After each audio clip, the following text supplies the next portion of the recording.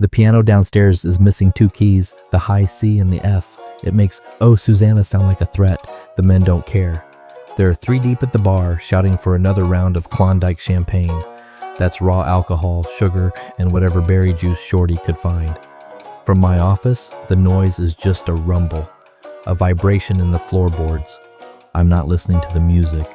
I'm listening to the scales. My ledger doesn't lie. Tonight's intake, $1,200 in gold dust. Weighed, not guessed. The men who clawed their way over the Chilkoot Pass dream of finding the mother lode. They dig in frozen gravel for 18 hours a day, hoping to fill a poke. They are prospectors. I am a miner, but I don't dig in the permafrost. I mine the miners. Welcome to Epoch Immersion. You are not a soiled dove. You are not a victim. You are a madame, a brothel keeper, a saloon owner, and one of the most powerful businesswomen in Dawson City, 1898. And your business is a gold mine. Forget the velvet-draped parlors of San Francisco. This is the Yukon. Your palace is 2 stories of green, unseasoned lumber, nailed together so fast the pitch still weeps from the knots. It's a tinderbox sitting on frozen mud. The girls live in cribs, tiny 6x8 foot rooms with a cot, a stove, and 1 window. My room? It has a steel safe and a lock. That is the difference. The men who stumble in here haven't spoken to a woman in 6 months. They smell of sweat, wood smoke, and desperation. They pay $5 for a dance, $1 for a drink, and $50 for 15 minutes of companionship. The price is high, but the supply is low. It's just simple, brutal economics. You want to talk about the allure? Let's go back to the scales. The average prospector who strikes it big, one of the lucky 1%ers, might pull 50 pounds of gold from his claim. That's about $15,000. A fortune. I can make that in 2 months. And I never have to thaw my fingers over a Yukon stove. That is the first pro. This is not a job. It is a business. And it is the most profitable recession-proof business in the Yukon. But the gold dust is just the raw material. The real allure? It's the power. Down on Front Street, the respectable wives of bankers and suppliers gather their skirts when I walk past. They see a pariah. But their husbands? They nod. The Northwest Mounted Police Constable on patrol? He tips his hat. He knows I pay my business fines every month on the dot. He knows I keep my house orderly. No theft, no violence, no dead brokes tossed in the street. I am a pillar of the community they pretend doesn't exist. And I know things. I know which prospector is a chichico, a greenhorn, and who's a sourdough, a veteran. I know which claims are skunks and which are paying.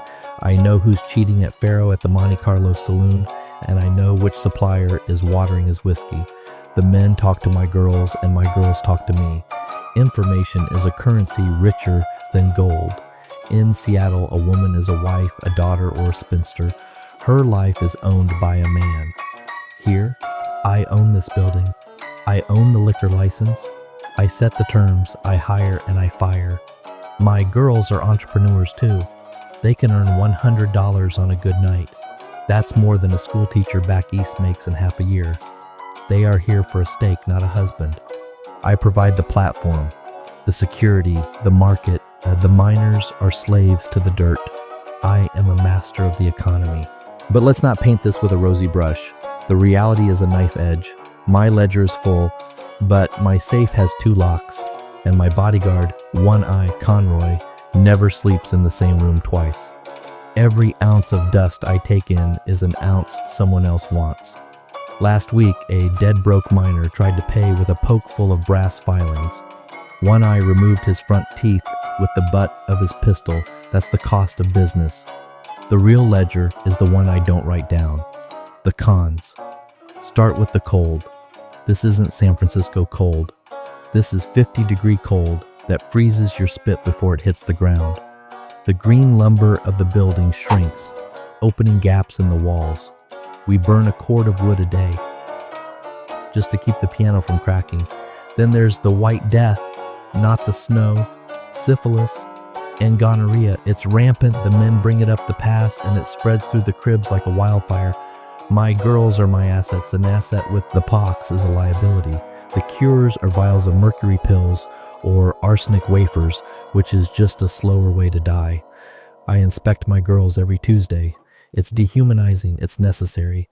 And the men, they aren't romantic adventurers. They are desperate animals, half mad from isolation and scurvy. Their gums are black, their teeth are loose. They are drunk, armed, and emotional. My biggest expense isn't whiskey. It's broken mirrors and smashed chairs. One eye is there to stop a fight. I am there to stop a murder. And then there's the fire. This entire city is a tinderbox. Last April, a stovepipe in the next door laundry overheated. We lost half of hell's half acre in an hour. I lost everything. I rebuilt it in 6 weeks. In Dawson, you aren't just fighting the market. You are fighting the elements, the diseases, and the desperation of your own customers. That is the reality. The daily grind doesn't start at sunset. It starts at 8 a.m. The first thing you smell isn't perfume. It's stale beer, kerosene, and lye soap. The swamper mops the floor, but the floor is half sawdust, half frozen mud. While the town wakes up, I'm not counting cash. I'm counting inventory. How many barrels of whiskey are left? It's not whiskey, it's grain alcohol, burnt sugar, and a plug of chewing tobacco for color. But at $1 a shot, it's liquid gold. The real logistical nightmare? Eggs. A fresh egg costs $2. $1 for a potato. The men are crippled with scurvy, their joints swelling, their teeth falling out. They crave fresh food more than they crave companionship. I pay a premium to the local KLONDIKE hunters for fresh moose meat and spruce needle tea. It's not generosity, it keeps my girls healthy. And healthy girls mean a healthy business. Why am I here? You think I enjoyed being a dressmaker's assistant in Seattle, earning 10 cents an hour, beholden to a boss who pinched my waist and a landlord who doubled the rent? Here, I am my own boss. I am a landowner. I am, in this frozen hell, free. And the girls? Don't pity all of them. French Marie isn't here because she's fallen. She's here to fund her sister's education in Vancouver. Dutch M is saving to buy her own saloon. They are using the one commodity they have to get the one thing they don't, capital. This isn't just about sex. It's about loneliness. These men haven't seen a civilized woman in a year. Half the time, the 15 minutes they buy isn't for their body. It's for their ears. They want to talk about their claim, their mother back in Ohio, the dog they lost on the pass. I'm not just selling pleasure. I'm selling absolution. I'm selling a 15-minute memory of the world they left behind. That is the nuance. I am the banker, the therapist, and the mother for a city of lost, desperate boys. You think this empire is built on the cribs? That's the sucker's bet. The cribs are just the window display. The real profit, the tricks of the trade, happens downstairs. It starts with the dance, $1 a dance. The miner thinks he's buying 3 minutes of proximity. He isn't. The girl gets a 25-cent token for that dance. Her real job is to steer him to the bar. She'll whisper, "My, it's hot in here, darling. Couldn't you just buy a girl a drink?" He buys, he gets a $1 shot of whiskey, which as we know is 90% profit. She gets a 5-cent shot of cold tea or just colored water. He drinks 3, she drinks 3. I made $6 and my only cost is tap water in a tea bag. But the master hack, it's the dust. We don't take cash, we take gold. And we have the only scales. My scales are calibrated. When a miner pays for his $50 visit, he pours his dust into the pan. My bartender, Fingers Malone, always taps the scale. Just once. To settle the dust, he says. That tap makes the scale read heavy. The miner overpays every single time. It's a grain of gold. It's nothing. But I do this 500 times a night. Those grains add up to an ounce. That ounce adds up to a pound. By the end of the month, I have skimmed more gold from settling the dust than most men will dig from a claim all year. And One-Eye Conroy, he's not just muscle, he's my intelligence network. He watches the door, he sees the man with the heavy poke, the one who just struck it rich. He hears the drunken bragging, he reports to me, that man gets the best girl, the strongest drink, and the friendliest ear. He is a whale, and we are here to land him. Even the monthly fine I pay to the Mounties is a trick. It's not a punishment, it's an investment, it's a bribe. It ensures that any independent dove trying to work the street gets arrested for vagrancy. It eliminates my competition. I don't just run a business, I own the market. So here's the final verdict. Was it worth it? The gold rush lasted 3 years. By 1899, the easy gold was gone, and the big mining syndicates with their hydraulic drills moved in. The prospectors, the sourdoughs and chichikos moved on, chasing a new rumor in Nome. Suddenly, the streets of Dawson were empty. The mud froze, and the sawdust blew like tumbleweeds. The northern palace was quiet. The piano was silent, its missing keys never replaced. The cribs were empty, the bar was clean, my ledger was closed, the boom was over. For the men who pulled a fortune from the creeks, most of them walked away with nothing. They drank it, they gambled it, or they lost it to men like me. They left their health, and sometimes their lives, in the permafrost. For the girls, French Marie got consumption. She died in the spring of 1900. Dutch M bought her saloon, but it burned down again, and this time she didn't have the capital to rebuild. And me, I didn't leave on a dog sled. I left on the first steamship of the season, a first-class ticket in my purse. I didn't have a poke of dust. I had a bank draft from the Canadian Bank of Commerce for $80,000. That's over $2.5 million in today's money. I didn't look back. I was a resurrectionist of a different sort. I didn't steal bodies. I monetized them. I preyed on loneliness. I profited from desperation. I skimmed from the drunk and I enabled the addicted. I ran a business that destroyed lives. And I became one of the richest, most independent women to ever come out of the Yukon. So, the verdict? It was a brutal, filthy, and soul-crushing equation. It was a choice between two prisons. The prison of poverty and irrelevance back in Seattle, or the prison of vice and moral decay in a frozen wasteland. I chose the one with the golden key. I chose the one I owned. I sold a fantasy of home and warmth to men dying in the cold.